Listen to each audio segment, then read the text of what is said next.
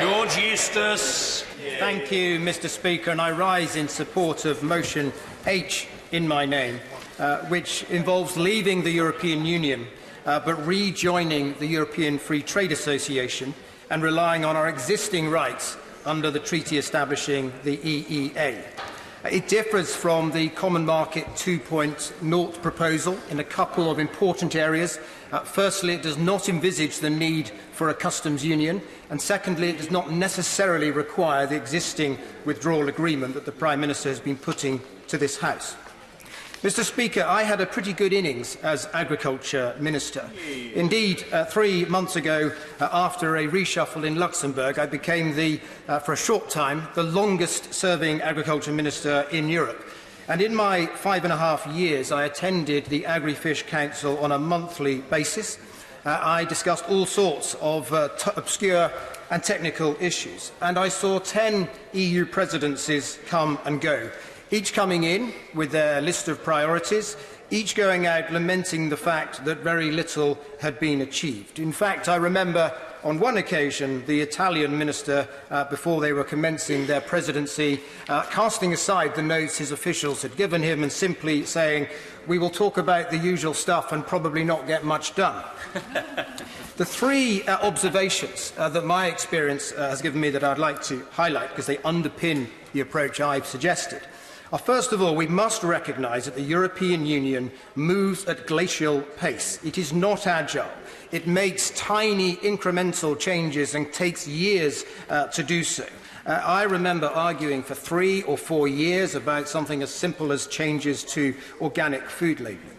Secondly, the European Union does not really follow national democracies. It sees what happens in national democracy as a national issue and a national problem. The European institutions live by their treaties and the letter of the word in those treaties.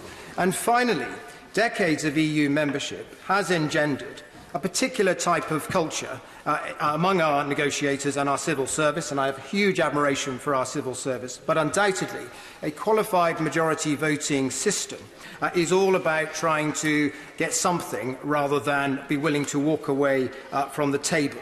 And that is why, in both the negotiation that David Cameron had and the current negotiation, officials will often come back and claim that things are not negotiable. Therefore, the simple proposition behind motion H is that rather than wade through the treacle and try to negotiate a bespoke deal from scratch, knowing the nature of European institutions, why not instead use existing treaty rights as our starting point and allow things to evolve from that point? Now, the UK is a signatory to the treaty establishing the European Economic Area in 1994, and it is in that role since the EU had no legal personality at that point.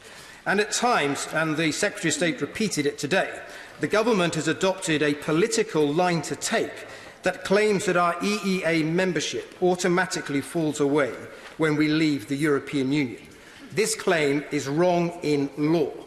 A year ago, I was in Oslo, and our ambassador to Norway was on standby at that time, ordered by the Foreign Office to deliver a letter giving notice under Article 127 of the EEA Treaty, in the event they chose not to.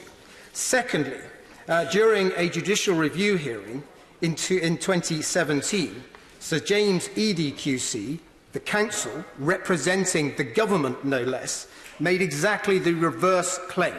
He made the claim that we had not taken a decision to leave the EEA and that it is not true. In his submission to court, he claims it is not true that our membership of the EEA automatically falls away.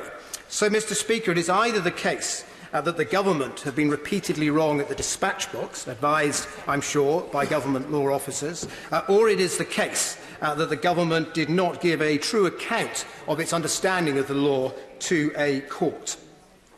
My understanding, having talked about this to several lawyers who understand these things, is that we are indeed a signatory to the EEA and that our rights and obligations remain intact.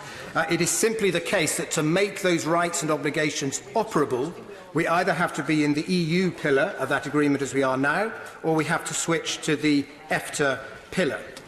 Under international law, both the European Union and the EFTA states are under an obligation to make treaties work and to work with any consequential changes that might be required to a treaty to ensure that it is operable. An application to join EFTA cannot be unreasonably refused, and indeed in my discussions with both Iceland and Norway, they have made clear that they would not stand in the way of such an option. This option is sometimes described, Mr. Speaker, as the Norway option, but it's an option that has a very British pedigree. Members in this House 60 years ago, in 1959, were debating the establishment of the European Free Trade Association. It was this House, when there was a cross-party consensus that the political and democratic costs of joining the then EEC were too great, that forged ahead to build an alliance of countries, including Norway, but also Portugal, Austria, Sweden and others, to form the European Free Trade Association. It was an idea that was supported by both Harold Macmillan and Harold Wilson. Would it really be such a bad thing to return to that model, given that we were the godfathers of the European Free Trade Association? Mr. Speaker, in conclusion, the benefits of this approach are that we can get things done quickly. We can join the EFTA surveillance system within 3 months and full EFTA membership within 6 months. We would have a ready-made free trade agreement. We would be outside the customs union and have an independent trade policy, but we would have control of our fishing grounds again. We would have an independent agriculture policy. We would become an independent country again. Yeah.